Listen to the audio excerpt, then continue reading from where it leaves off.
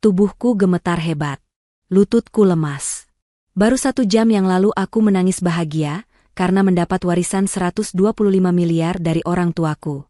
Aku berlari membawa putra kecilku ke kantor suamiku untuk memberinya kejutan. Tapi dari balik pintu ruangannya, aku malah mendengar kejutannya. Ternyata, suamiku.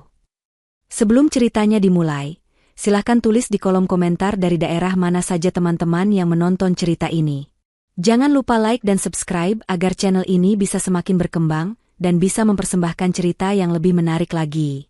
Duniaku terasa sempit, namun penuh. Sempit karena hanya berputar di rumah kontrakan sederhana kami, dan penuh karena tawa putra kecil kami, Rafa.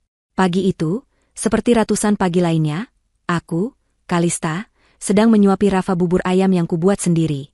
Hijab bergo instan yang kukenakan sedikit miring, karena Rafa baru saja menariknya sambil tertawa. Bocah lelaki berusia 5 tahun itu adalah pusat semestaku. Dia adalah alasan dibalik setiap lelah dan juga sumber dari setiap bahagiaku. Suamiku, Dava, sudah berangkat bekerja sejak fajar tadi. Dia selalu sibuk. Bekerja keras, katanya, demi kami. Aku selalu percaya padanya. Aku mencintainya dengan sisa-sisa hati yang telah lelah oleh kehidupan sebelum bertemu dengannya. Kami hidup pas-pasan. Dava adalah manajer junior di sebuah perusahaan properti. Gajinya cukup untuk membayar kontrakan, tagihan, dan kebutuhan sehari-hari, tapi nyaris tidak ada yang tersisa untuk ditabung. Aku tidak pernah mengeluh. Bagiku, memiliki Dava yang baik dan Rafa yang sehat sudah lebih dari cukup. Orang tuaku sudah lama meninggal, meninggalkanku sebatang kara sebelum Dava datang dan memberiku keluarga baru. Saat aku sedang mencuci piring sisa sarapan, ponselku yang layarnya sudah retak di beberapa bagian berdering. Nomornya tidak kukenal. Jantungku sedikit berdebar. Jarang sekali ada yang meneleponku selain Dava atau ibu-ibu di grup pengajian mingguanku. Kuusap tanganku yang basah kecelemek, lalu mengangkatnya. Halo, dengan Ibu Kalista? Suara di seberang terdengar berat, profesional, dan asing. Iya, saya sendiri. Ini dengan siapa, ya? Selamat siang, Ibu Kalista. Nama saya Rahmat. Saya pengacara dari firma hukum Rahmat dan Rekan. Saya adalah pelaksana wasiat dari almarhum ayah Anda, kata suara itu. Jantungku berhenti berdetak sejenak. Ayah. Nama itu sudah lama sekali tidak kudengar disebut secara resmi. Ayah saya? Suaraku bergetar. Ada apa dengan ayah saya? Ibu Kalista, mohon tenang. Saya tahu ini mendadak. Ada sesuatu yang ditinggalkan almarhum ayah Anda untuk Anda. Sesuatu yang baru bisa kami proses dan cairkan sekarang setelah memenuhi berbagai prosedur hukum yang rumit. Ayah Anda menyimpan dana investasi jangka panjang atas nama Anda. Pak Rahmat berhenti sejenak, seolah memberiku waktu untuk bernapas. Dana? Dana apa? Setahu saya, ayah saya tidak punya apa-apa saat beliau meninggal. Ingatanku melayang pada pemakaman sederhana bertahun-tahun lalu. Hanya ada aku dan beberapa tetangga. Itu yang dikira semua orang, Ibu. Tapi beliau ternyata sangat cerdik. Beliau menyisihkan sebagian besar asetnya dalam bentuk investasi terproteksi yang sangat rahasia, dan baru bisa diakses oleh Anda sebagai ahli waris tunggal setelah melewati jangka waktu tertentu. Dan dana itu sudah jatuh tempo. Aku masih tidak mengerti. Saya tidak paham, Pak. Apa maksudnya? Terdengar helaan napas sabar dari seberang. Ibu Kalista, singkatnya, Anda adalah ahli waris yang sah dari dana investasi almarhum ayah Anda. Setelah dipotong semua pajak dan biaya administrasi, jumlah bersih yang akan masuk rekening Anda adalah 125 miliar rupiah. Piring yang sedang kupegang meluncur dari tanganku, jatuh ke lantai keramik dan pecah berkeping-keping. 125 miliar. Aku tidak salah dengar? Telingaku berdenging. Kakiku lemas. Aku terduduk di lantai dapur yang dingin, di antara pecahan piring. Bapak tidak sedang bercanda, kan? Desisku. Air mata mulai menggenang di pelupuk mataku. Saya tidak bercanda, Ibu Kalista. Ini sangat serius. Saya sudah mencoba mencari Anda selama beberapa bulan terakhir. Data kependudukan Anda sering berpindah. Syukurlah akhirnya saya menemukan nomor Anda yang terdaftar. Jelas Pak Rahmat. Kami perlu mengatur pertemuan agar Ibu bisa menandatangani dokumen pencairannya. Ibu, Anda baik-baik saja? Saya. Aku tidak bisa berkata-kata. Air mata kini mengalir deras. Ini bukan mimpi. Ini nyata. Rafa, Ibu kenapa? Suara kecil Rafa terdengar cemas. Dia berlari ke dapur dan melihatku menangis di lantai. Aku segera menghapus air mataku, berusaha tersenyum. Ibu tidak apa-apa, sayang. Ibu cuma sedang bahagia. Setelah menutup telepon dengan Pak Rahmat dengan janji akan segera bertemu di kantornya, aku masih terduduk di lantai. Pikiranku melayang. 125 miliar. Aku mengucapkannya berulang kali dalam hati. Angka yang bahkan tidak pernah berani kubayangkan dalam mimpi terliarku. Aku bisa membeli rumah. Rumah sungguhan, bukan kontrakan. Rumah dengan halaman untuk Rafa bermain. Aku bisa menyekolahkan Rafa di tempat terbaik.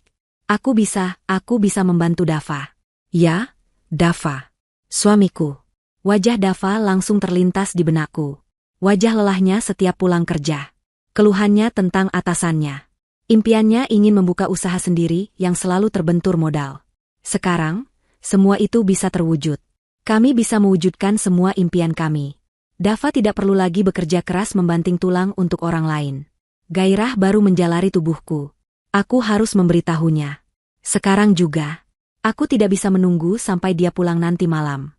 Aku harus melihat wajahnya saat mendengar kabar ini. Aku ingin berbagi kebahagiaan ini dengannya, saat ini juga. Dengan tangan yang masih sedikit gemetar, aku membersihkan pecahan piring. Aku lalu memandikan Rafa, mengganti bajunya dengan baju terbaik yang dia punya. Baju polo kecil berwarna biru langit. Aku sendiri bergegas berganti pakaian. Aku memilih gamis terbaikku, yang biasa kupakai untuk lebaran, dan menyemprotkan sedikit parfum. Aku mematut diriku di cermin. Wajahku memerah karena gembira. Kita mau kemana, Ibu? Tanya Rafa, bingung melihatku terburu-buru. Aku berjongkok, memegang kedua bahu mungilnya. Kita mau kasih kejutan buat ayah, sayang. Kejutan yang sangat besar. Setelah ini, hidup kita akan berubah. Kataku, suaraku masih sedikit serak karena tangis haru tadi. Aku segera memesan taksi online. Sambil menunggu, jantungku berdebar kencang. Aku membayangkan reaksi Dava. Dia pasti akan kaget. Dia akan memelukku erat. Mungkin dia akan menangis bahagia. Kami akan merencanakan masa depan kami. Masa depan yang cerah. Masa depan yang tidak pernah kami bayangkan sebelumnya. Saat taksi tiba, aku menggendong Rafa dan masuk dengan hati yang meluap-luap oleh harapan. Di dalam taksi, aku tidak bisa berhenti tersenyum. Aku terus menciumi pipi Rafa. Ibu sayang Rafa. Ibu sayang ayah. Kita akan jadi keluarga paling bahagia di dunia. Perjalanan ke kantor Dava terasa seperti perjalanan terpanjang dalam hidupku. Padahal, biasanya hanya memakan waktu 30 menit. Tapi hari ini, setiap detik terasa mendebarkan. Aku memeluk Rafa erat di pangkuanku. Langit di luar jendela taksi tampak lebih biru, dan matahari bersinar lebih terang. Atau mungkin itu hanya perasaanku saja. Perasaan seorang wanita yang baru saja mengetahui bahwa nasibnya telah berubah 180 derajat. Aku membayangkan Dava, mungkin dia sedang sibat di depan komputernya, mengerutkan kening, berurusan dengan angka-angka atau klien yang sulit. Sebentar lagi, semua beban itu akan terangkat dari bahunya. Aku yang akan mengangkatnya.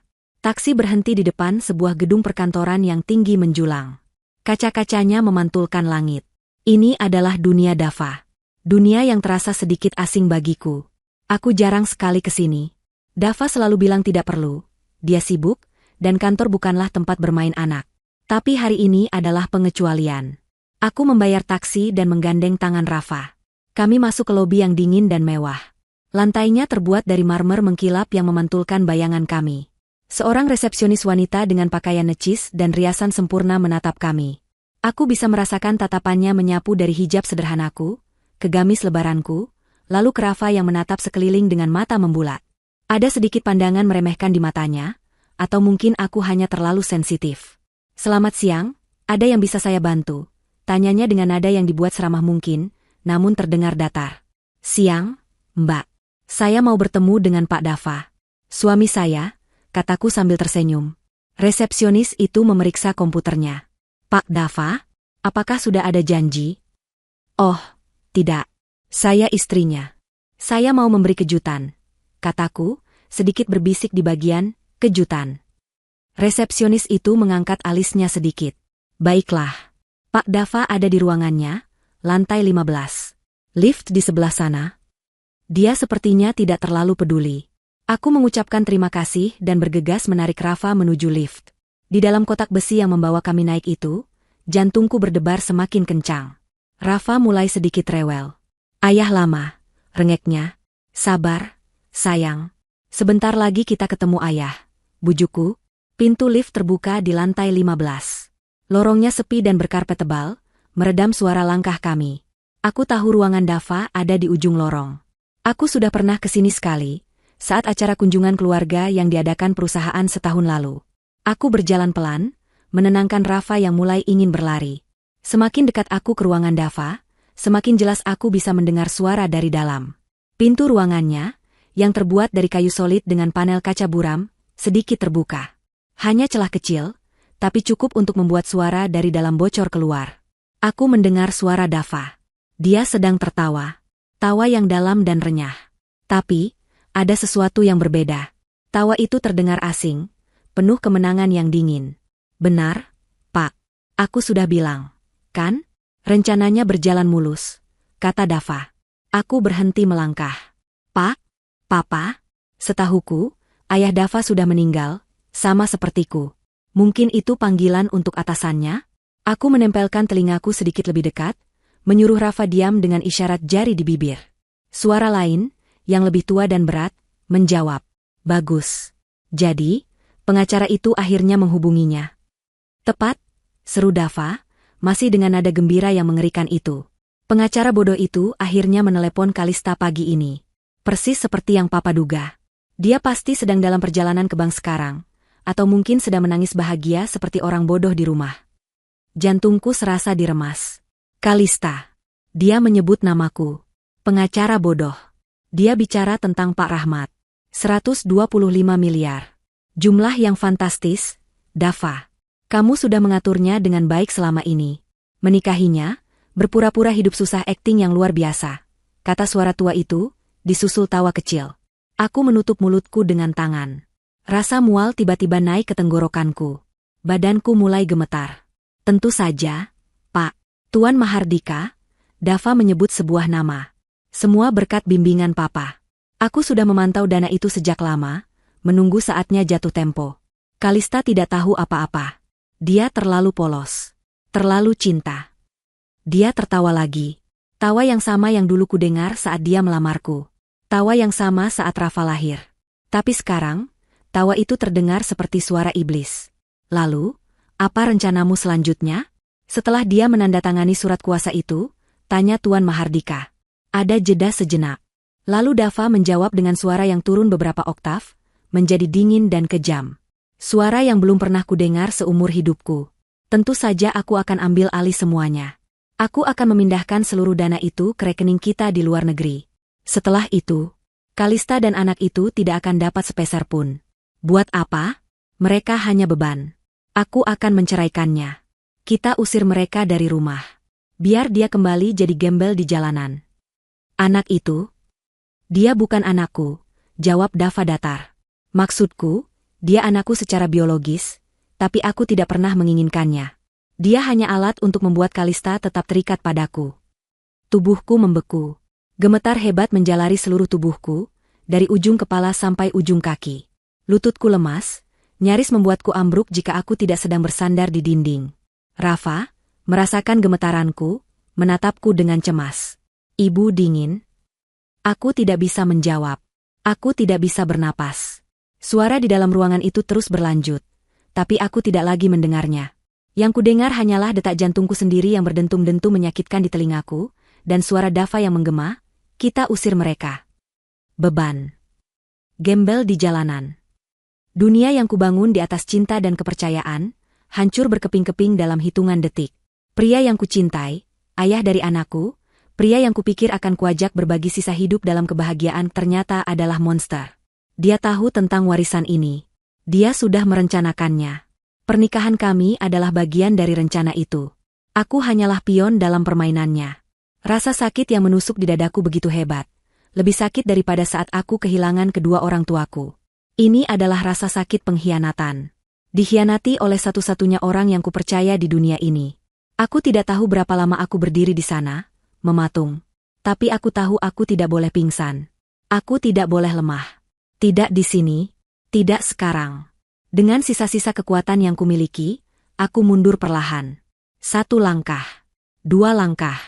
Aku tidak boleh bersuara. Rafa menatapku bingung, tapi untungnya dia tetap diam, mungkin merasakan kengerian yang membekap ibunya. Aku berbalik, menggendong Rafa dengan erat, dan berjalan cepat kembali ke lift. Aku tidak berlari. Aku berjalan dengan martabat yang tersisa. Tapi di dalam, aku hancur. Sepanjang perjalanan di lobi, aku yakin resepsionis tadi bisa melihat wajahku yang pucat pasi, tapi aku tidak peduli. Aku keluar dari gedung itu, kembali ke panasnya jalanan Jakarta. Tapi aku merasa kedinginan. Sangat dingin. Aku memesan taksi lain untuk pulang. Selama perjalanan pulang, aku tidak menangis.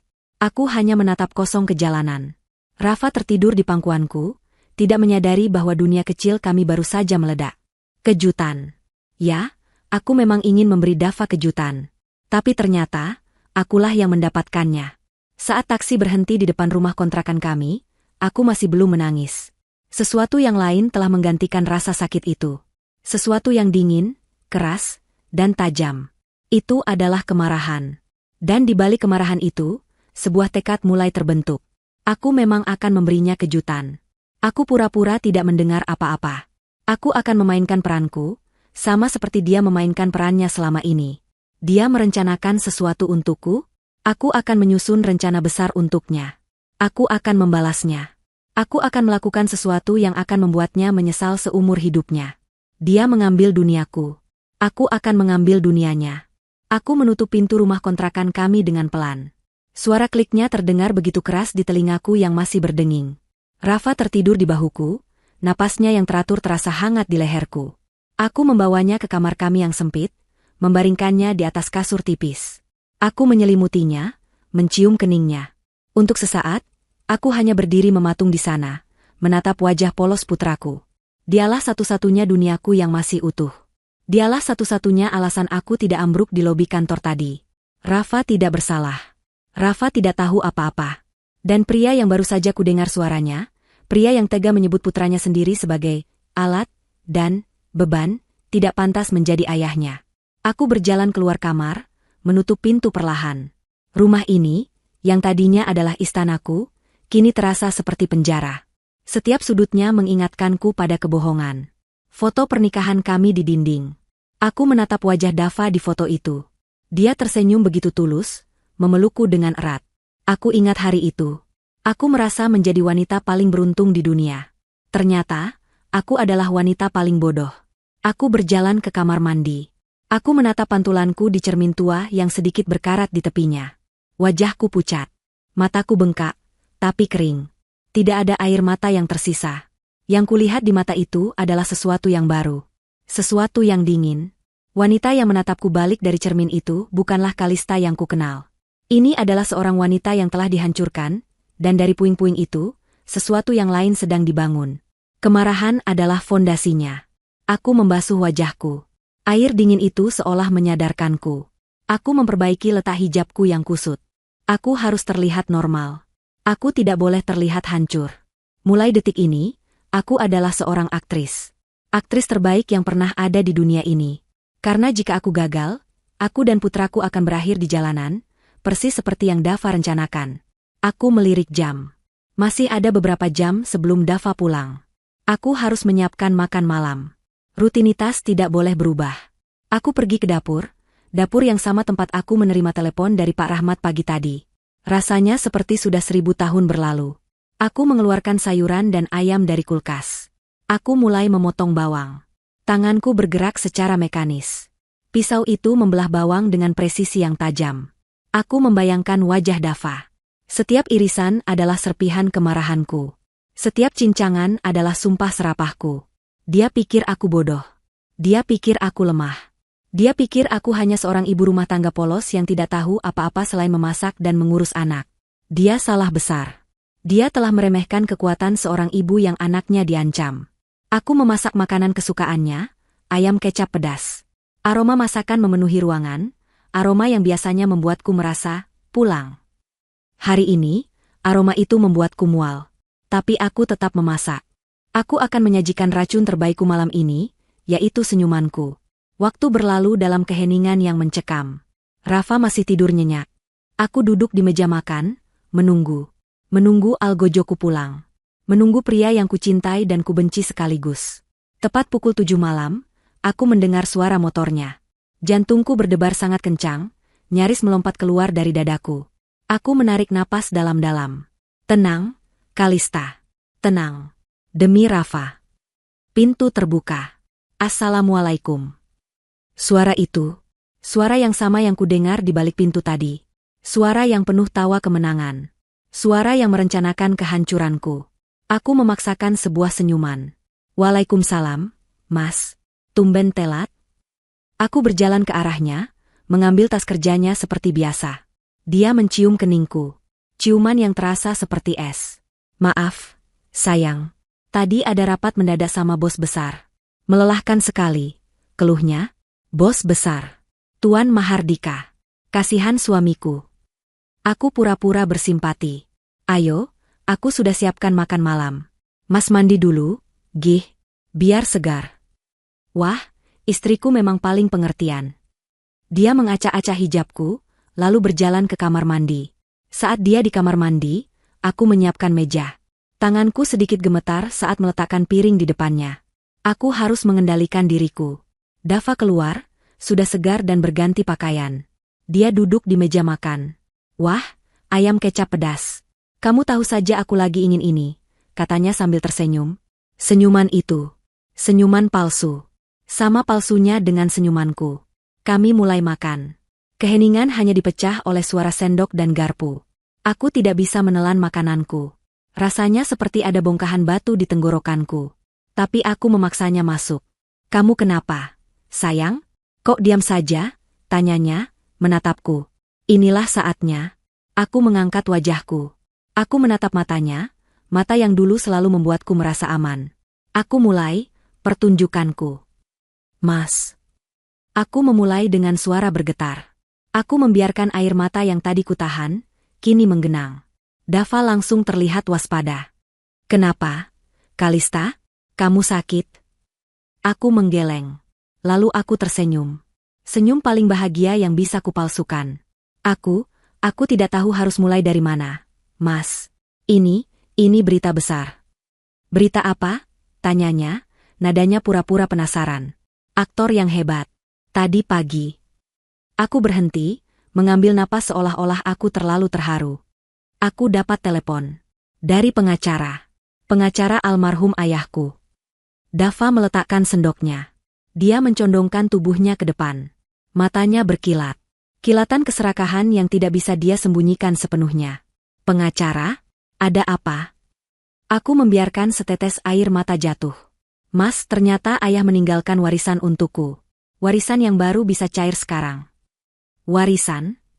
Dava pura-pura kaget. Berapa? Sayang? 10 juta? 20 juta? Aku menatapnya lekat-lekat. 125 miliar, Mas. Hening. Dava membeku. Akting kagetnya nyaris sempurna. Matanya membelalak. Mulutnya sedikit terbuka. Dia benar-benar aktor yang berbakat. Apa? Desisnya. 100 berapa? Kamu jangan bercanda, Kalista. Aku tidak bercanda, Mas. 125 miliar. Aku menutup wajahku dengan tangan, berpura-pura menangis terharu. Hidup kita akan berubah, Mas. Hidup kita. Sesaat kemudian, Dava melompat dari kursinya. Dia menghambur ke arahku, menarikku berdiri, dan memelukku erat. Terlalu erat. Hingga aku sulit bernapas. Ya Allah, sayang. Ini luar biasa, teriaknya. Dia memutar-mutar tubuhku. Aku tidak percaya ini. Kita kaya, Kalista. Kita kaya. Aku membalas pelukannya. Aku menyandarkan kepalaku di dadanya yang bidang. Aku bisa mendengar detak jantungnya yang cepat. Bukan karena cinta, tapi karena adrenalin keserakahan. Aku memejamkan mata, menahan rasa jijik yang luar biasa. Pelukan ini terasa seperti lilitan ular. Dingin dan mematikan. Ini rezeki kita, sayang. Rezeki Rafa, katanya lagi, kini mencium puncak kepalaku. Rezeki kita. Ya, dia sudah merencanakan rezeki ini sejak lama. Dia melepaskan pelukannya, memegang kedua bahuku. Matanya berkaca-kaca. Dia bahkan bisa memproduksi air mata palsu. Kita bisa beli rumah. sayang. Rumah mewah. Kita tidak perlu tinggal di kontrakan sempit ini lagi. Dan Rafa, kita bisa sekolahkan dia ke sekolah terbaik di luar negeri. Aku hanya mengangguk, masih berpura-pura terisak oleh kebahagiaan. Dia menuntunku kembali ke kursi. Dia duduk di sampingku, menggenggam tanganku erat. Tapi, uang sebesar itu harus diurus dengan hati-hati, Kalista. Banyak orang jahat di luar sana. Kamu kan tidak paham soal investasi atau hukum. Itu dia. Umpan itu dilemparkan. Aku memang tidak mengerti, Mas. Aku takut, kataku dengan suara lirih, memainkan peranku sebagai wanita lemah. Jangan takut. Dia mengusap punggung tanganku. Ada aku di sini. Aku akan bantu kamu urus semuanya. Biar aku yang tangani. Kamu tinggal duduk manis saja. Kamu percaya padaku, kan, sayang? Aku menatap matanya. Mata seorang pembohong. Mata seorang pengkhianat. Tentu, Mas, jawabku dengan senyum termanis yang bisa kuberikan. Aku percaya penuh sama kamu. Kamu suamiku. Siapa lagi yang bisa kupercaya selain kamu? Dia tersenyum puas. Senyum kemenangan. Dia pikir dia sudah menang. Dia tidak tahu, perang ini baru saja dimulai. Malam itu adalah malam terpanjang dalam hidupku. Aku tidur di samping Dava, memunggunginya. Dia tidur dengan nyenyak, mendengkur pelan. Tidur seorang pemenang yang merasa rencananya berjalan lancar. Sementara aku tidak bisa memejamkan mata sedetik pun. Pikiranku bekerja lebih cepat dari biasanya. Aku menyusun strategi. Aku memikirkan setiap langkah, setiap kemungkinan. Hal pertama yang harus kulakukan adalah mengamankan posisiku. Aku tidak bisa melawan dua pria licik seperti Dava dan Tuan Mahardika sendirian. Aku butuh sekutu. Dan aku tahu siapa yang harus kuhubungi. Pagi-pagi sekali, Dava bangun dengan ceria. Dia bersiul-siul saat mandi. Dia memelukku 2 kali sebelum berangkat kerja, sesuatu yang sudah lama tidak dia lakukan. Aku akan coba cari informasi tentang cara mengelola dana sebesar itu, sayang. Nanti aku buatkan janji dengan notaris terpercaya, katanya sebelum pergi. Aku hanya tersenyum dan mengangguk. Hati-hati di jalan, Mas. Saat suara motornya menghilang di kejauhan, senyum di wajahku lenyap seketika. Aku mengunci pintu. Aku menenangkan Rafa yang baru bangun dan memberinya sarapan. Setelah memastikan Rafa tenang bermain dengan mainannya, aku mengambil ponselku. Aku menghubungi Pak Rahmat. Halo, Ibu Kalista. Saya sudah menunggu telepon Anda. Katanya, suaranya tetap tenang dan profesional. Pak Rahmat, kataku, suaraku rendah dan mendesak. Kita harus bertemu. Segera. Tapi jangan di kantor Bapak. Ini sangat penting dan sangat rahasia. Ada jeda sejenak. Baik, Ibu. Saya mengerti. Bagaimana jika di sebuah kedai kopi kecil di daerah Bendungan Hilir? Saya akan kirimkan alamatnya. 1 jam dari sekarang. Saya akan ke sana. Aku bergegas bersiap. Aku menitipkan Rafa sebentar ke tetangga sebelah, Ibu Ratna, dengan alasan ada urusan mendadak di kelurahan. Aku memesan ojek online, bukan taksi. Aku harus bergerak cepat dan tidak menarik perhatian. Aku tiba di kedai kopi kecil yang ramai. Tempat yang sempurna. Tidak ada yang akan memperhatikan kami di tengah keriuhan pagi. Pak Rahmat sudah duduk di pojok, secangkir kopi hitam di depannya. Dia pria parubaya yang rapi, dengan kacamata berbingkai tebal yang membuatnya tampak cerdas. Aku duduk di depannya, jantungku berdebar. Ibu Kalista, sapanya sambil mengangguk. Pak Rahmat, aku tidak membuang waktu. Saya tidak tahu harus percaya pada siapa lagi. Tapi firasat saya mengatakan saya bisa percaya pada Bapak. Ada apa, Ibu? Apa ini tentang warisan itu? Iya, tapi bukan cuma itu. Aku menarik napas. Pak, saya harus menceritakan sesuatu. Sesuatu yang saya dengar kemarin. Sesuatu yang mengerikan. Dan aku menceritakan semuanya. Aku menceritakan perjalananku ke kantor Dava. Aku menceritakan suara yang kudengar di balik pintu. Aku menyebut nama Tuan Mahardika. Aku menceritakan rencana mereka untuk mengambil semua uangku dan membuangku serta Rafa. Selama aku bercerita, wajah Pak Rahmat berubah. Dari tenang, menjadi terkejut, lalu menjadi muram. Rahangnya mengeras. Ketika aku selesai, dia diam untuk waktu yang lama. Dia menatap cangkir kopinya. Tuan Mahardika, desisnya. Saya seharusnya tahu. Bapak kenal dia? Tanyaku. Pak Rahmat mengangkat wajahnya. Matanya menatapku tajam. Saya tidak hanya kenal dia, Ibu Kalista. Saya tahu siapa dia. Almarhum ayah Anda, Tuan Mahardika adalah rival bisnis terbesarnya. Dia adalah orang yang, secara tidak langsung, menyebabkan kehancuran perusahaan ayah Anda belasan tahun lalu. Ayah Anda tidak pernah bisa membuktikannya, tapi dia tahu Mahardika bermain kotor. Tubuhku mendingin. Jadi ini bukan hanya soal uang. Ini adalah balas dendam yang sudah direncanakan sejak lama. Dava bukan hanya pion. Dia adalah tentara yang dikirim oleh Mahardika. Pak, lanjut Pak Rahmat, suaranya kini penuh tekad. Ayah Anda adalah sahabat baik saya. Dia mempercayakan ini pada saya. Dia memintaku untuk melindungi Anda jika saatnya tiba. Saya bersumpah di depan makamnya, saya akan melakukan itu. Dan sekarang, saya tahu apa yang harus saya lakukan. Apa itu, Pak? Pertama, kita harus mengamankan aset Anda. Dava pasti akan segera meminta Anda menandatangani surat kuasa. Jangan. Tanda. Tangani. Apapun. Tapi, apa alasanku nanti? Bilang saja Anda ingin mempelajarinya dulu. Bilang Anda ingin bertemu langsung dengan saya, pengacara keluarga. Saya akan mengaturnya. Saya akan berpura-pura menjadi pengacara tua yang kaku dan sangat birokratis. Saya akan mengulur waktu. Lalu, selagi kita mengulur waktu, kita harus bergerak. Kita harus lebih pintar dari mereka. Pak Rahmat mencondongkan tubuhnya. Ibu Kalista, saya bisa membekukan pencairan dana itu untuk sementara, dengan alasan keamanan. Tapi itu akan membuat Dava curiga. Pilihan lainnya, kita cairkan sebagian kecil dana itu sekarang juga, tanpa sepengetahuan Dava. Mencairkan? Untuk apa? Untuk modal perang Anda, Ibu, kata Pak Rahmat. Anda tidak bisa melawan mereka dengan tangan kosong. Anda butuh sumber daya.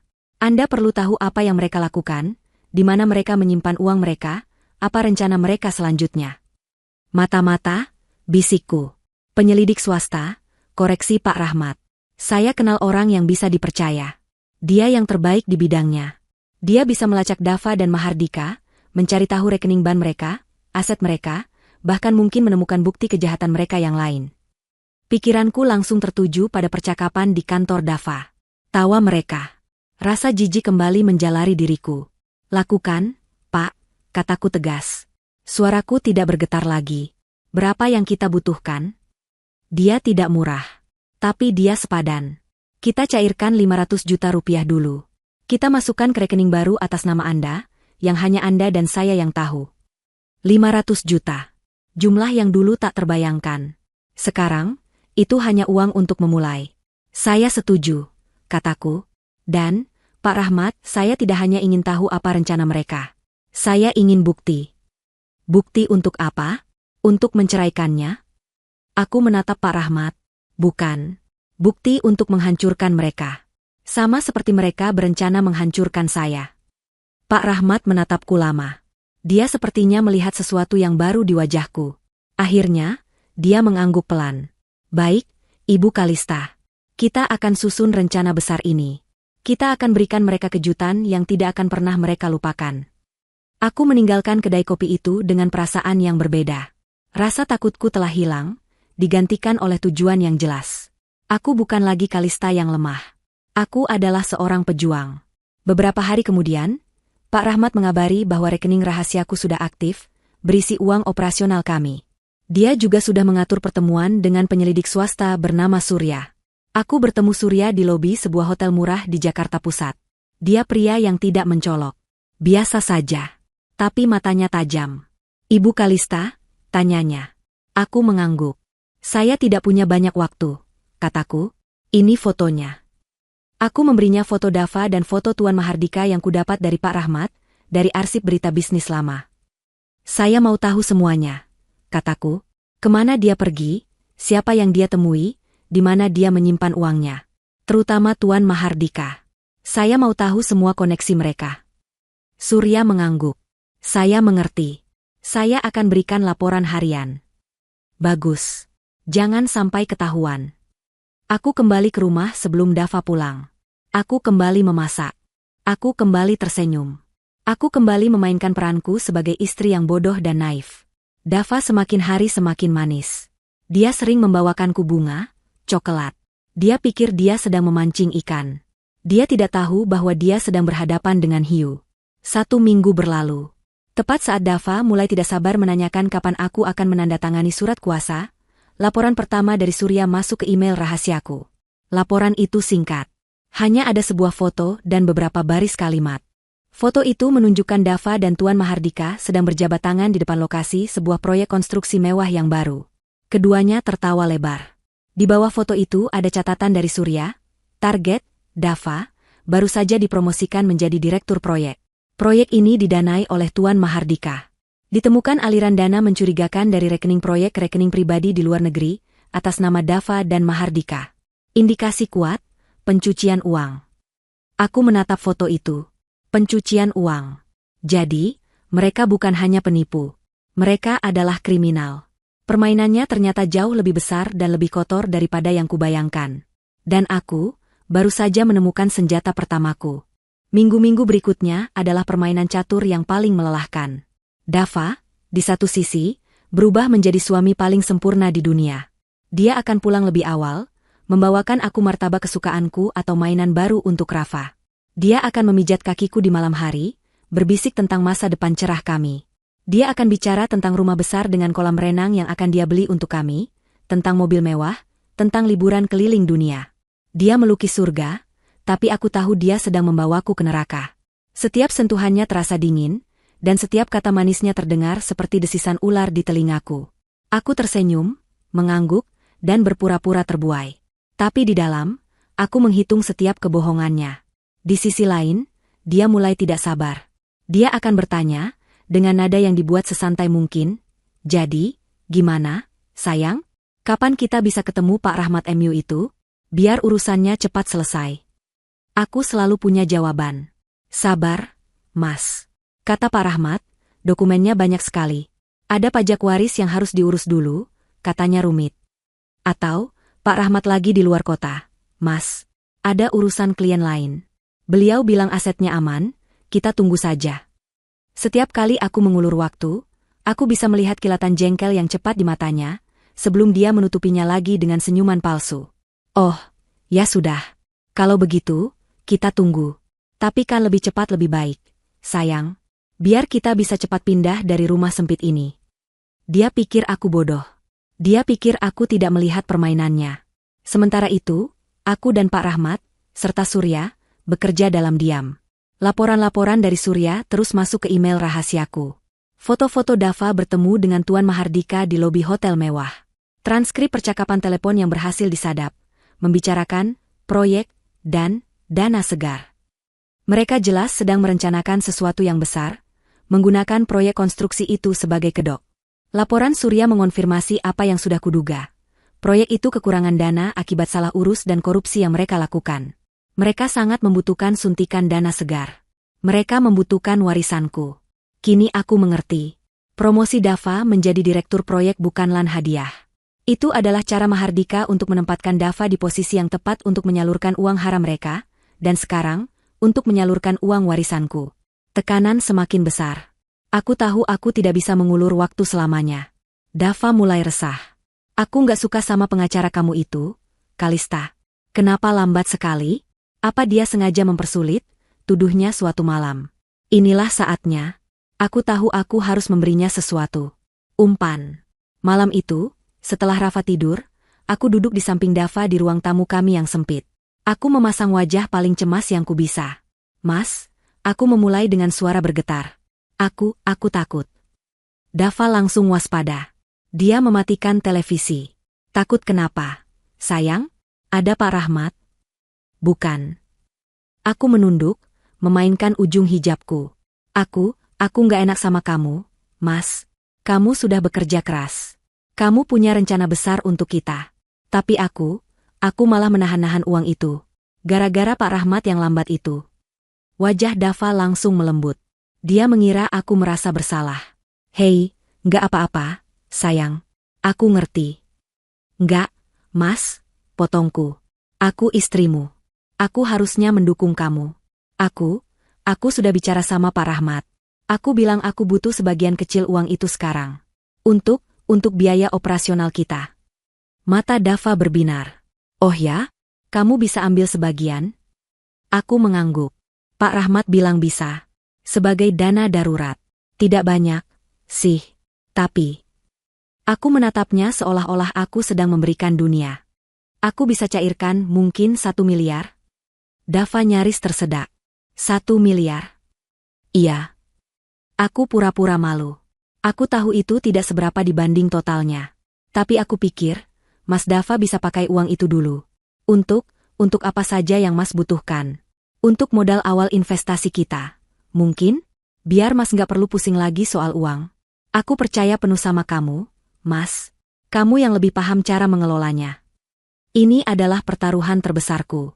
Aku memberinya umpan yang sangat besar.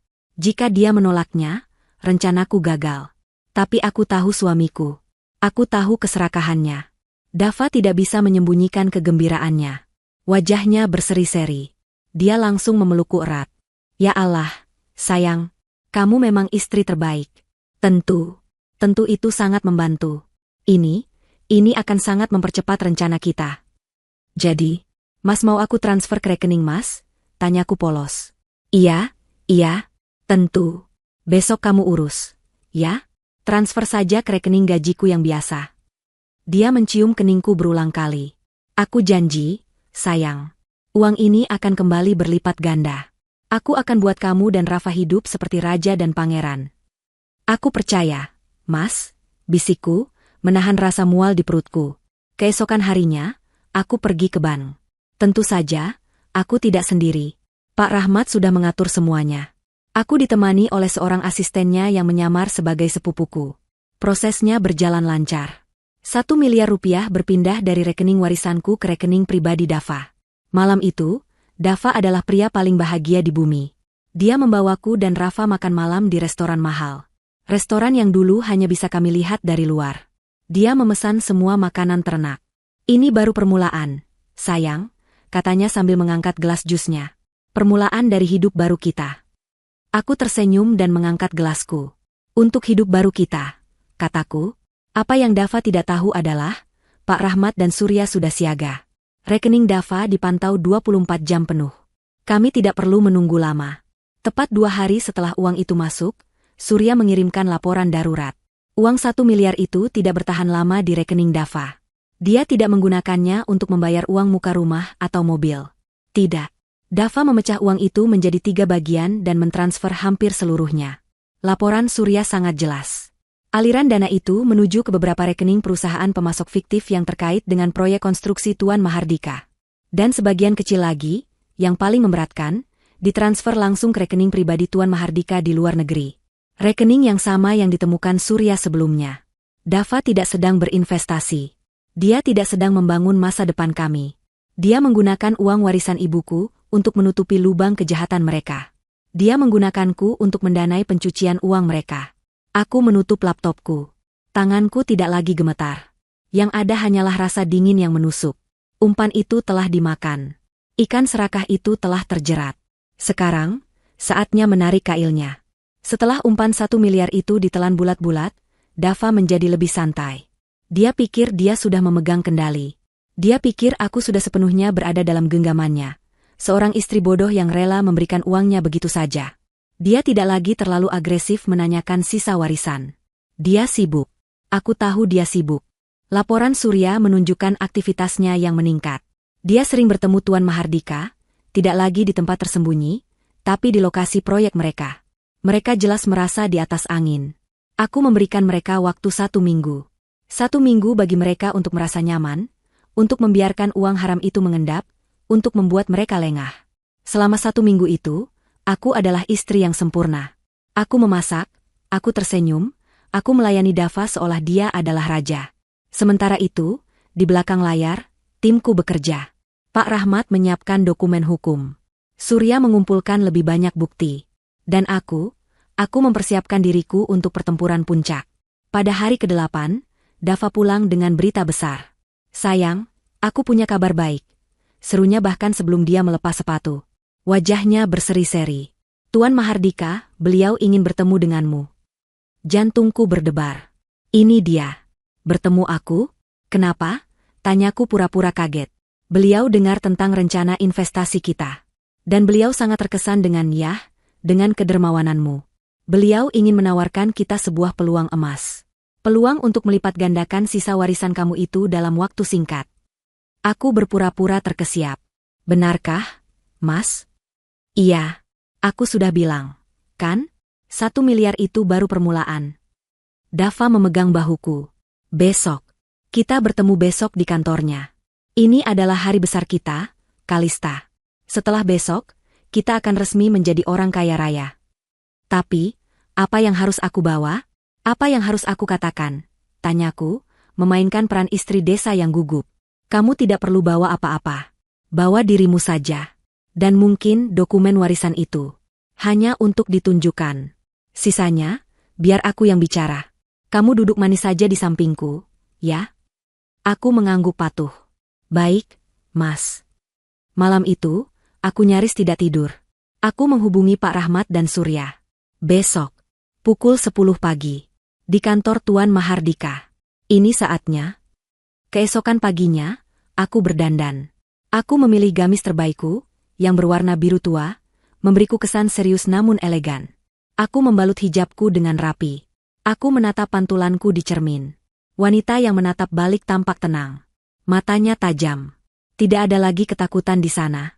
Ibu cantik sekali, puji Rafa. Aku tersenyum, menciumnya. Doakan ibu ya, sayang. Dava sudah menungguku. Dia tampak necis dengan setelan jas mahal yang baru dibelinya. Dia terlihat seperti eksekutif sukses. Dia tidak tahu bahwa dia sedang berjalan menuju kehancurannya sendiri. Kami tiba di gedung Tuan Mahardika. Ini adalah gedung yang berbeda dari kantor Dava. Jauh lebih mewah, menjulang tinggi di pusat distrik bisnis. Kami naik lift pribadi langsung ke lantai paling atas, ke ruang kerja Tuan Mahardika. Ruangan itu sangat besar. Jendelanya dari lantai ke langit-langit, menyuguhkan pemandangan kota Jakarta. Tuan Mahardika duduk di belakang meja kayu raksasa, tampak seperti raja di singgasananya. Dia pria yang lebih tua dari Dava, berwibawa, dengan tatapan mata yang tajam dan dingin. Ah, Dava. Dan ini pasti Ibu Kalista. Sapanya, suaranya berat. Dia tidak berdiri. Silakan duduk. Aku duduk di sofa kulit yang empuk. Dava duduk di sampingku, tampak tegang namun penuh harap. Jadi, Ibu Kalista, Tuan Mahardika memulai, langsung ke intinya. Saya dengar Anda baru saja mendapatkan rezeki nomplok. Dan suami Anda, Dava, adalah pria yang cerdas. Dia menginvestasikan sebagian kecilnya dengan sangat baik melalui kami. Dia tersenyum licik. 1 miliar itu sudah berkembang pesat dalam seminggu ini. Bayangkan apa yang bisa kami lakukan dengan 124 miliar sisanya. Dava menyenggolku pelan. Aku menatap Tuan Mahardika. Peluang apa yang Anda tawarkan, Pak? Sederhana, katanya. Anda serahkan sisa dana itu pada kami. Kami akan memasukkannya ke dalam proyek properti kami. Proyek yang sangat menguntungkan. Dalam 6 bulan, saya jamin, uang Anda akan berlipat ganda. Tentu saja, Anda harus menandatangani surat kuasa penuh kepada Dava, agar dia bisa mengelolanya atas nama Anda. Seorang pria yang tampak seperti notaris, yang sedari tadi berdiri diam di sudut, melangkah maju. Dia meletakkan setumpuk dokumen tebal di atas meja kopi di depan kami. Di bagian paling atas, tertulis jelas, surat kuasa penuh. Anda tinggal tanda tangan di sini, Ibu, kata notaris itu, menyodorkan pena. Dava menatapku dengan senyum lebar. Matanya berapi-api. Tanda tangan, sayang. Ini impian kita. Aku mengambil pena itu. Tanganku stabil. Aku melihat ke Dava, lalu ke Tuan Mahardika. Aku melihat ke notaris palsu mereka. Lalu aku meletakkan kembali pena itu di atas meja. Maaf, kataku pelan. Senyum Dava membeku. Kenapa, sayang? Ada masalah? Saya tidak bisa menandatangani ini, kataku. Tuan Mahardika mengerutkan kening. Apa maksud Anda? Aku menarik napas. Saya tidak bisa menandatangani surat kuasa ini, karena saya rasa, ada dokumen lain yang lebih mendesak untuk ditandatangani. Dava tampak bingung. Dokumen apa lagi, Kalista? Jangan bercanda. Oh, saya tidak bercanda, Dava, kataku. Suaraku berubah. Tidak ada lagi nada lirih atau takut. Yang ada hanya nada dingin dan datar. Saat itulah, pintu ruang kerja Tuan Mahardika terbuka. Dava dan Mahardika menoleh kaget. Pak Rahmat masuk. Dia tidak sendirian. Di belakangnya ada Surya, dan dua orang pria berjas rapi yang membawa tas koper. Siapa kalian? Keamanan, teriak Tuan Mahardika, bangkit dari kursinya. Mereka tamu saya, kataku.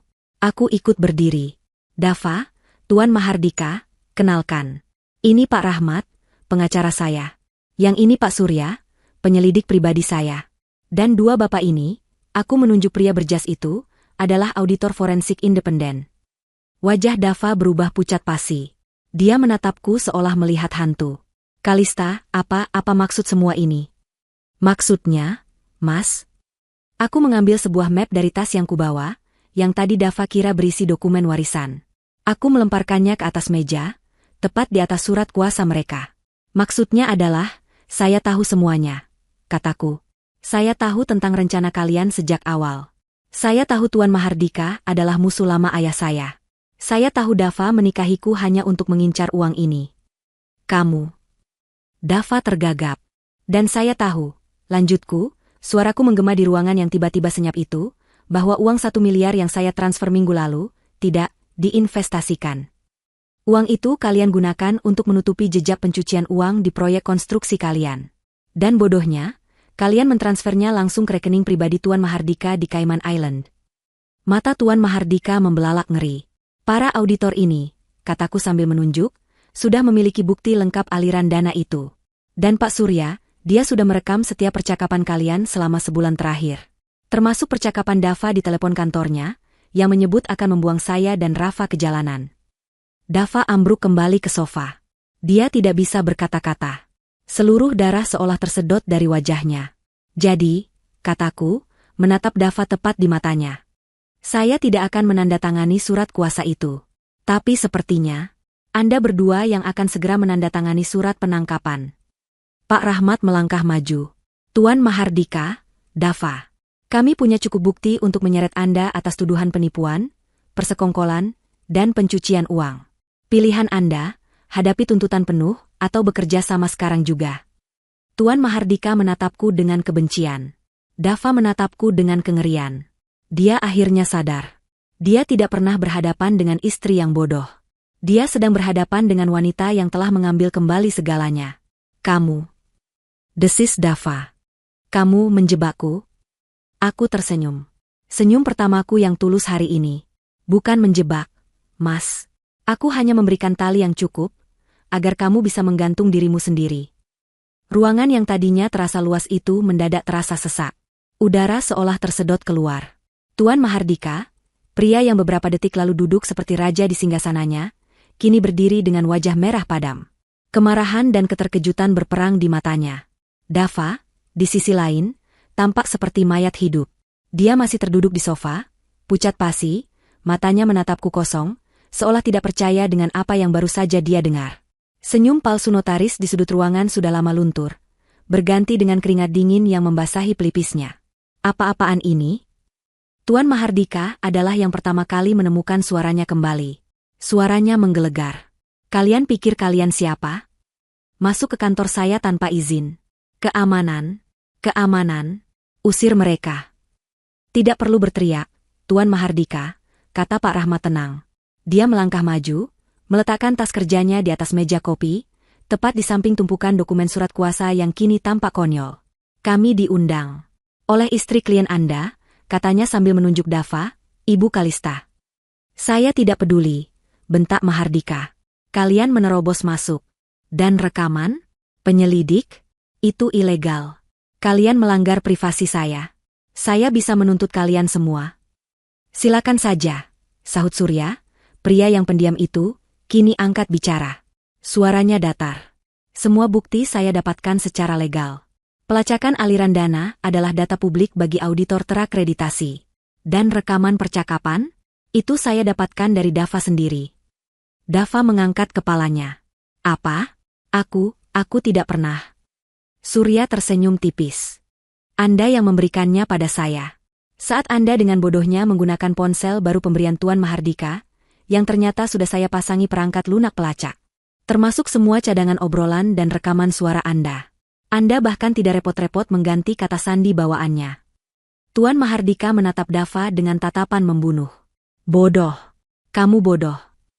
Tidak, kataku, membuat mereka berdua menoleh padaku. Dia tidak bodoh. Dia hanya serakah. Dan terlalu percaya diri. Sama seperti Anda, Tuan Mahardika. Dava akhirnya bangkit. Dia berjalan sempoyongan ke arahku. Wajahnya memelas. Ini adalah peran lain yang sedang dia mainkan. Peran korban. Kalista. Sayang kamu salah paham, bisiknya. Suaranya serak. Aku bisa jelaskan. Ini semua bukan seperti yang kamu pikirkan. Tuan Mahardika, dia yang memaksaku. Dia menjebakku, sayang. Dia mencoba meraih tanganku. Aku menarik tanganku ke belakang. Cukup, Dava, kataku dingin. Aktingmu sudah selesai. Enggak, sayang.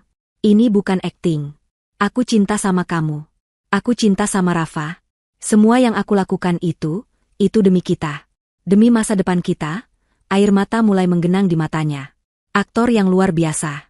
Demi kita, tanyaku. Suaraku setajam es. Demi kita, katamu? Apakah saat kamu berdiri di balik pintu ruanganmu dan bilang pada Tuan Mahardika bahwa kamu akan mengusir aku dan Rafa ke jalanan setelah kamu mendapatkan uangku? Apa itu juga, demi kita? Wajah Dava hancur. Kalimat itu adalah paku terakhir di peti matinya. Dia tahu aku tahu. Dia tahu aku mendengar segalanya.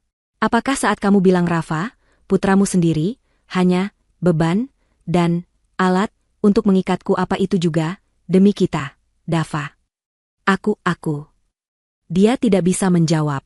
Dia hanya bisa menggelengkan kepalanya, panik. Dan uang 1 miliar itu, lanjutku, tidak memberinya jeda untuk bernapas.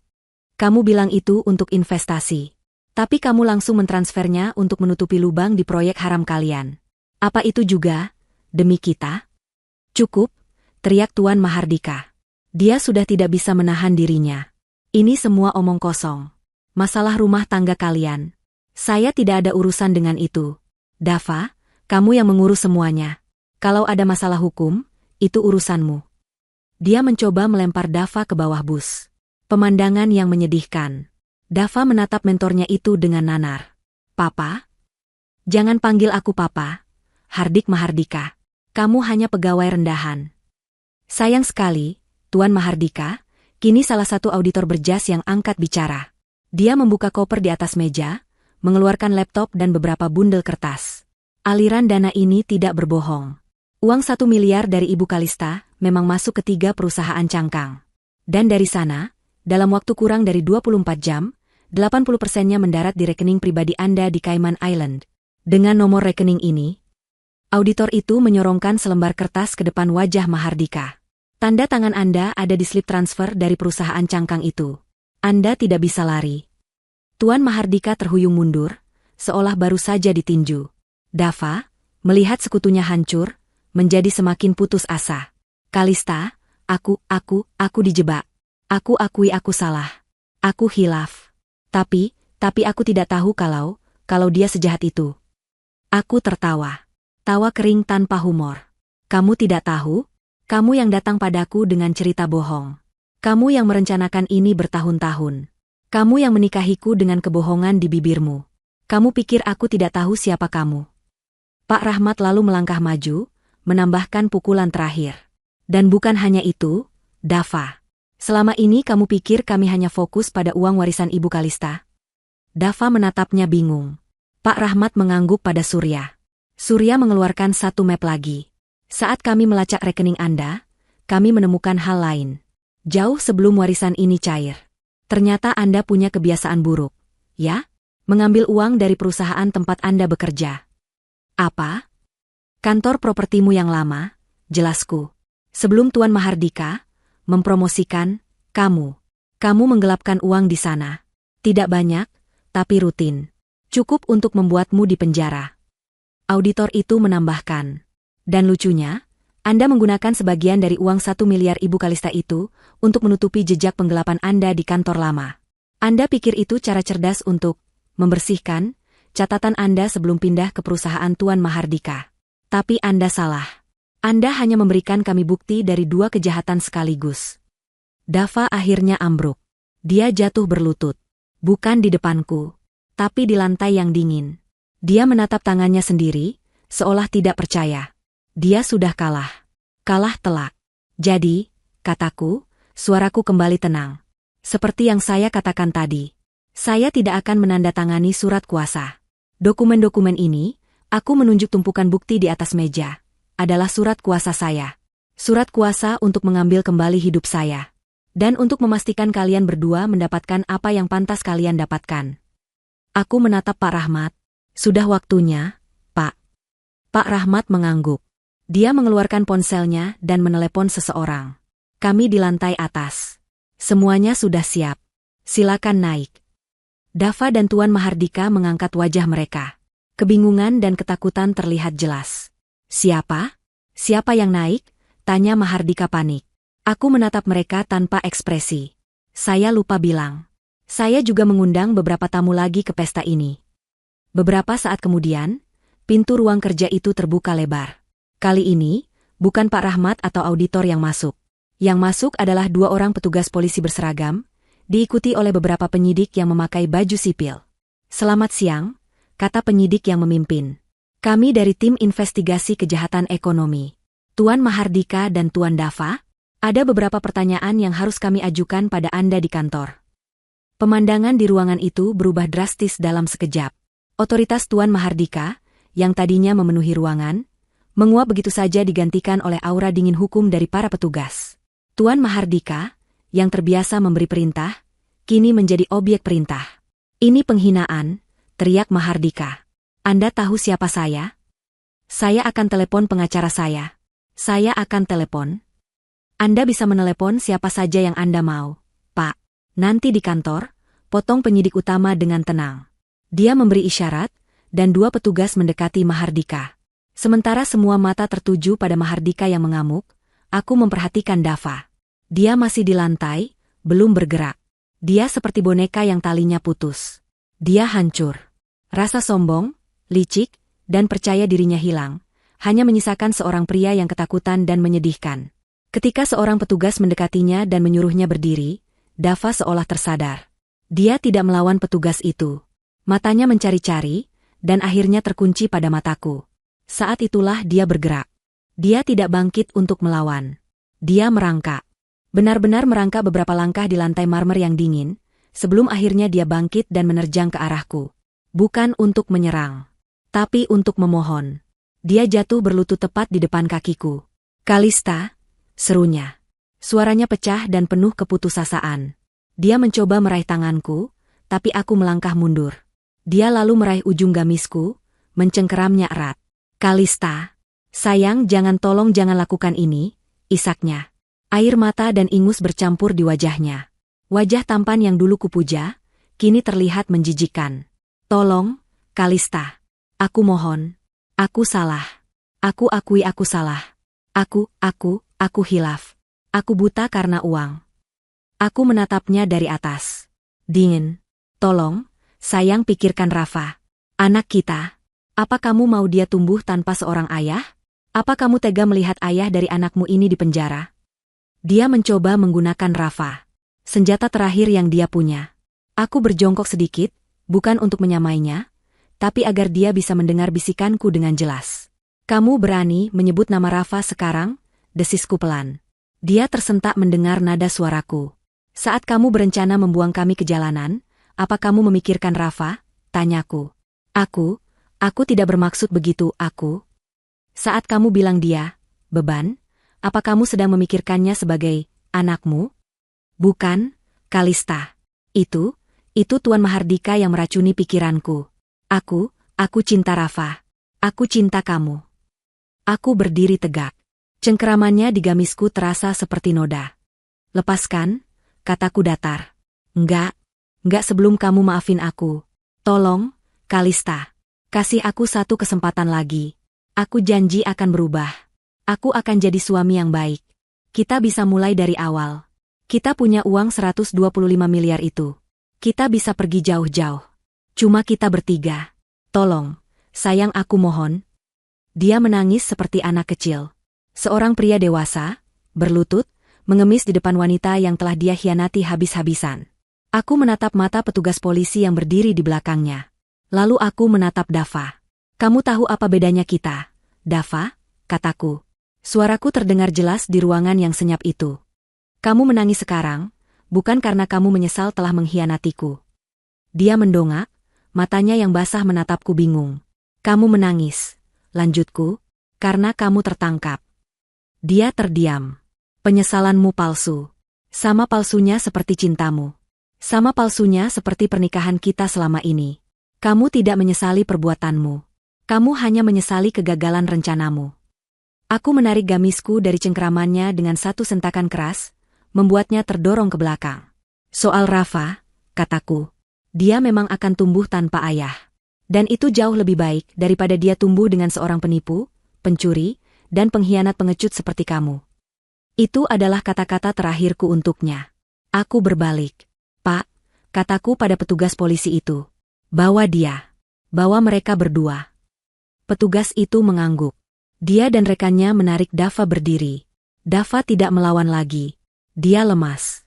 Seolah jiwanya sudah ditarik keluar. Anda juga, Tuan Mahardika, kata petugas. Tuan Mahardika, yang sedari tadi dia menyaksikan kehancuran Dava, kini terlihat pasrah.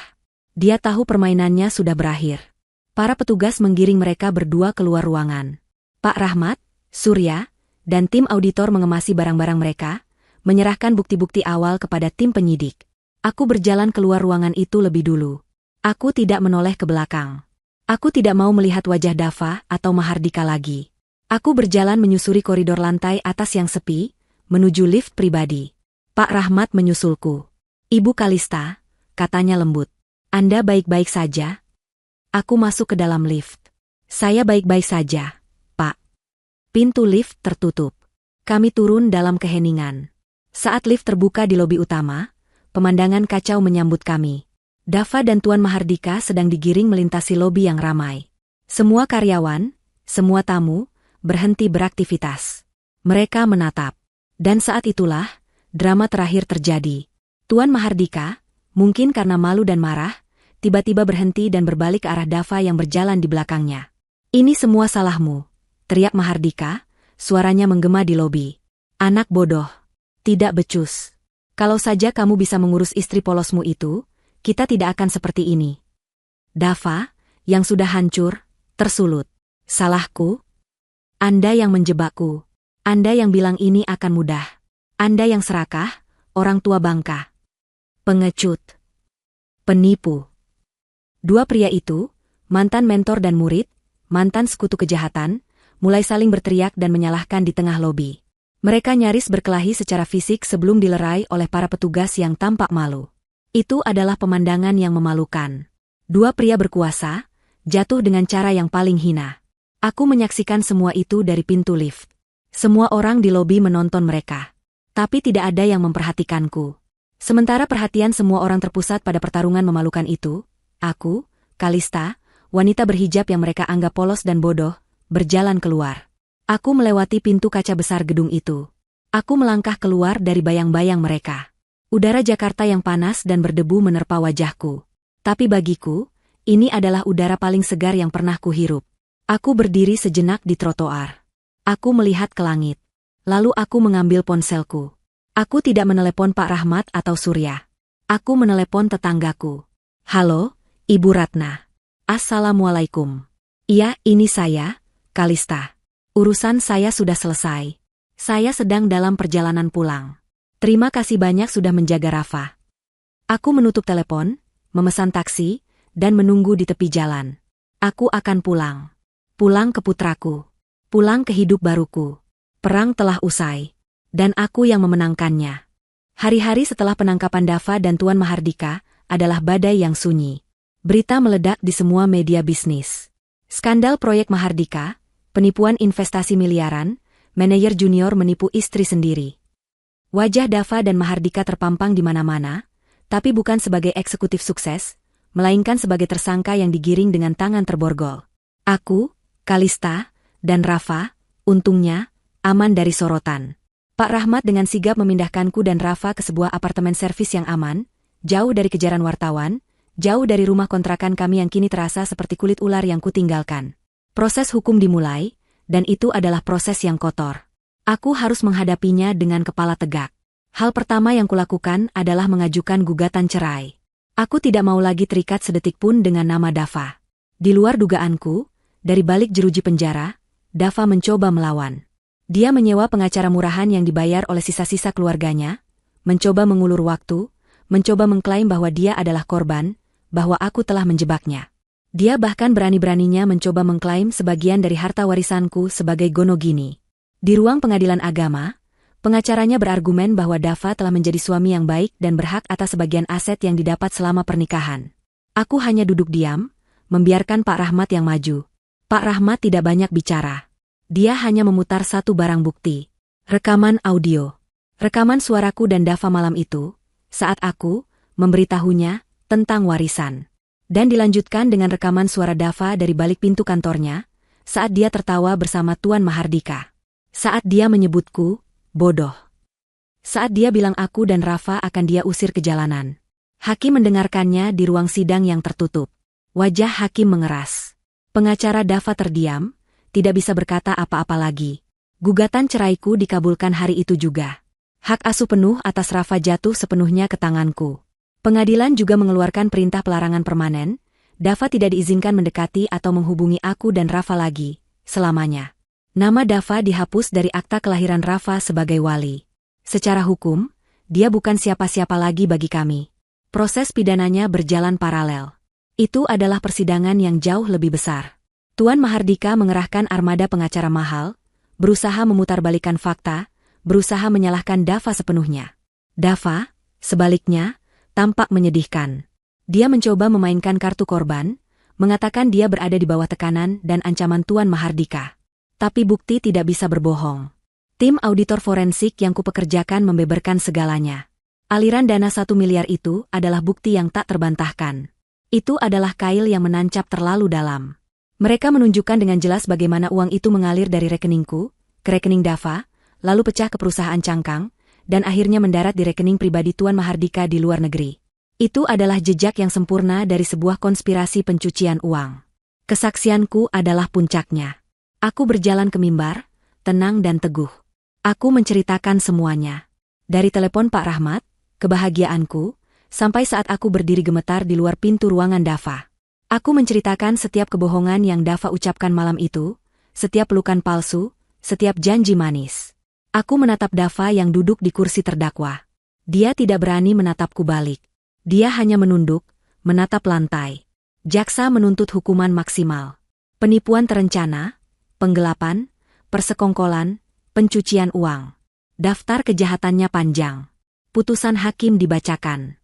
Tuan Mahardika, sebagai otak dari semuanya, dijatuhi hukuman 20 tahun penjara dan denda yang melenyapkan sisa-sisa kekayaannya. Perusahaannya bangkrut. Namanya hancur.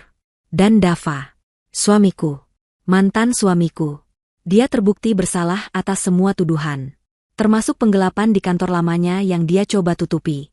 Karena perannya yang sentral dalam menipuku dan memfasilitasi pencucian uang, dia dijatuhi hukuman 15 tahun penjara. 15 tahun. Rafa akan berusia 20 tahun saat ayahnya bebas. Aku meninggalkan ruang sidang hari itu dengan perasaan lega yang luar biasa. Bukan lega karena balas dendam. Tapi lega karena keadilan telah ditegakkan. Beban di dadaku terangkat. Beberapa bulan berlalu. Aku dan Rafa mulai membangun hidup baru kami. Dengan bantuan Pak Rahmat, aku mulai belajar mengelola warisan itu dengan bijak. Aku tidak membeli rumah mewah atau mobil sport. Aku membeli apartemen yang nyaman dan aman di lokasi yang bagus. Aku mendaftarkan Rafa di sekolah taman kanak-kanak terbaik. Untuk pertama kalinya dalam hidup kami bisa bernapas. Suatu hari, aku menerima surat. Surat dari penjara. Dari Dava. Dia menulis berlembar-lembar.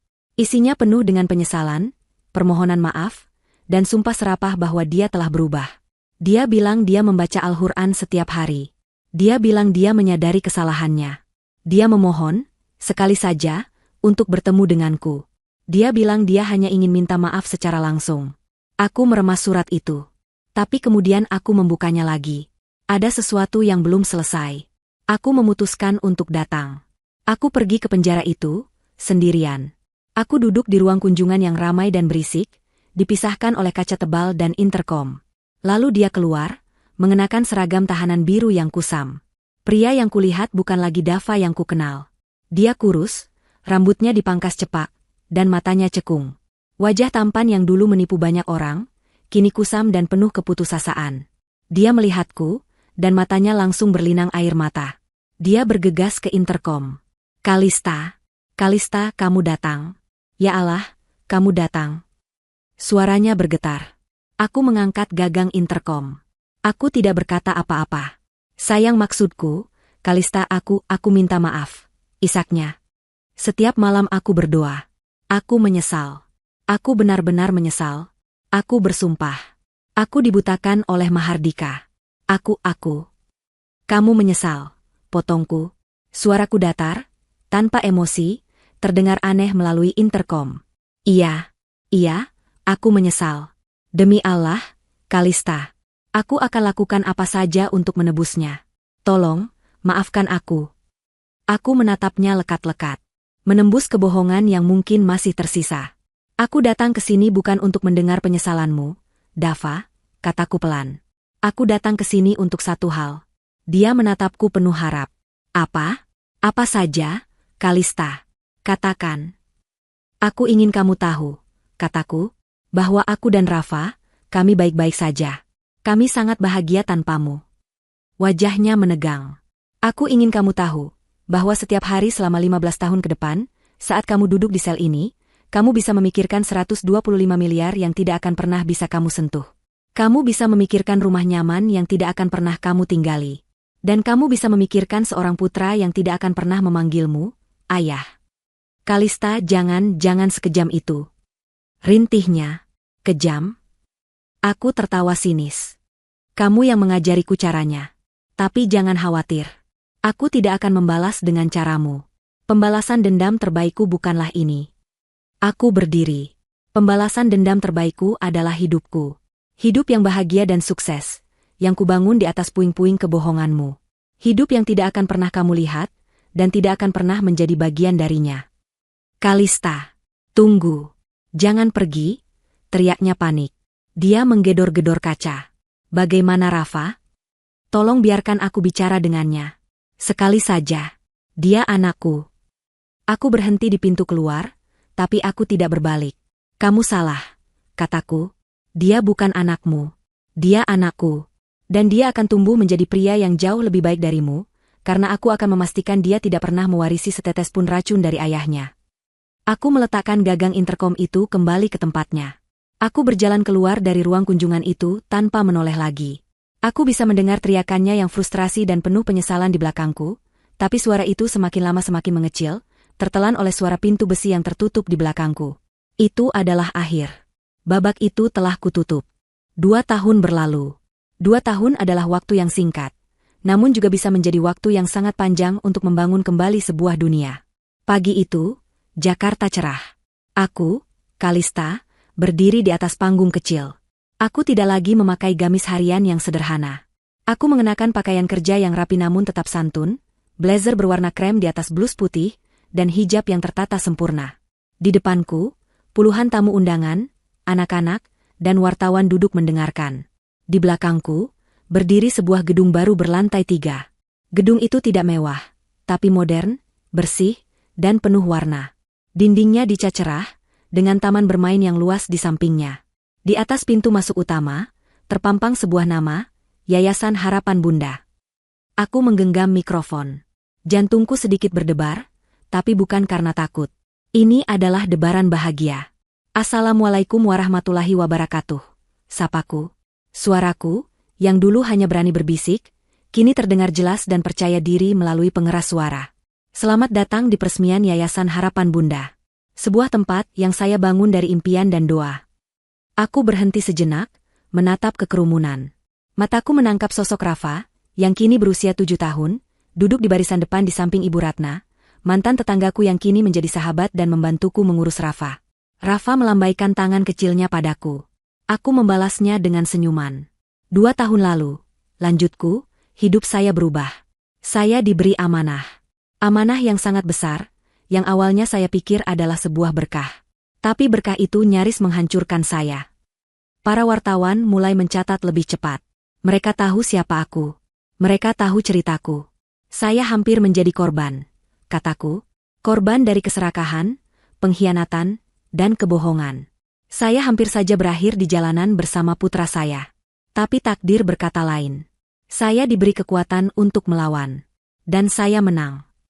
125 miliar rupiah, aku menyebut angka itu dengan lantang. Angka yang fantastis. Angka yang bisa membeli istana, mobil mewah, dan kehidupan yang penuh foya-foya. Tapi, apa gunanya semua itu, jika hanya untuk diriku sendiri? Aku menatap gedung di belakangku. Maka, saya memutuskan. Uang ini, warisan ini, bukanlah untukku. Ini adalah ujian. Dan aku akan menggunakannya untuk tujuan yang lebih besar. Yayasan Harapan Bunda, jelasku, didedikasikan untuk para ibu tunggal, para wanita yang menjadi korban kekerasan rumah tangga, dan anak-anak yatim piatu. Wanita-wanita yang, seperti saya dulu, merasa sendirian dan tidak punya tempat untuk berlindung. Di sini, kami tidak hanya memberikan tempat tinggal. Kami memberikan pelatihan keterampilan, bantuan hukum, beasiswa untuk anak-anak mereka, dan yang terpenting, kami memberikan harapan. Tepuk tangan membahana. Aku melihat Pak Rahmat berdiri di samping panggung, tersenyum bangga. Dia bukan lagi hanya pengacara. Dia adalah sahabat, penasihat utamaku, dan kini menjabat sebagai ketua Dewan Pengawas Yayasan. Pembalasan dendam terbaik, kataku, bukanlah dengan menghancurkan musuh kita. Pembalasan dendam terbaik adalah dengan membangun sesuatu yang jauh lebih baik dari apa yang telah mereka hancurkan. Pembalasan dendam terbaik adalah kebahagiaan. Acara peresmian itu berjalan lancar. Setelah pidato, aku berkeliling. Aku menyapa para donatur. Aku memeluk anak-anak panti yang kini tinggal di asrama yayasan yang baru. Aku melihat Rafa berlari-lari di taman bermain, tertawa lepas bersama anak-anak lain. Dia tumbuh menjadi anak yang ceria, percaya diri, dan penuh kasih. Tidak ada jejak trauma di matanya. Saat acara hampir selesai, Pak Rahmat menghampiriku, membawakan segelas jus. Pidato yang luar biasa, Ibu Kalista. Anda resmi menjadi seorang CEO sekarang, guraunya. Aku tertawa. Terima kasih atas segalanya, Pak Rahmat. Tanpa Bapak, saya tidak akan ada di sini.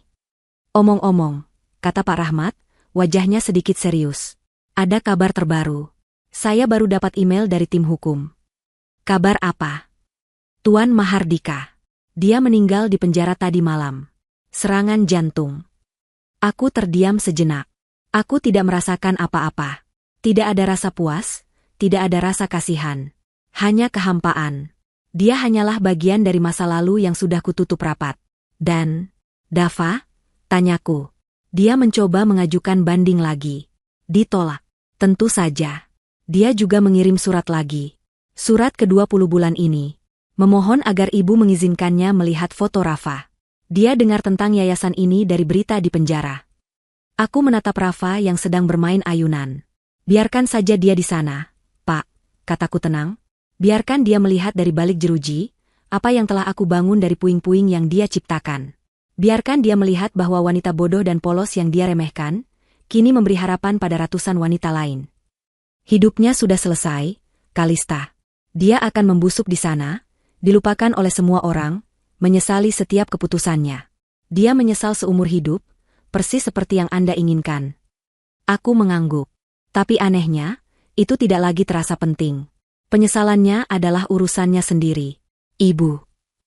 Rafa berlari ke arahku, memeluk kakiku dengan erat. Bajunya sedikit kotor karena bermain tanah. Hei, jagoan. Aku berjongkok, membersihkan pipinya yang bernoda coklat. Senang bermainnya? Senang sekali, Ibu. Tadi Rafa bantu kakak menanam bunga. Aku memeluknya erat. Inilah duniaku. Inilah balas dendamku. Kebahagiaan yang utuh. Aku berdiri, menggandeng tangan Rafa. Aku menatap gedung yayasan yang berdiri kokoh di bawah sinar matahari. Aku sadar, aku tidak hanya membangun sebuah yayasan. Aku telah membangun kembali hidupku. Aku telah mengubah warisan yang penuh tragedi, menjadi warisan yang penuh harapan. Dava ingin mengambil 125 miliar dariku, dan membuatku menyesal. Pada akhirnya, dia kehilangan segalanya.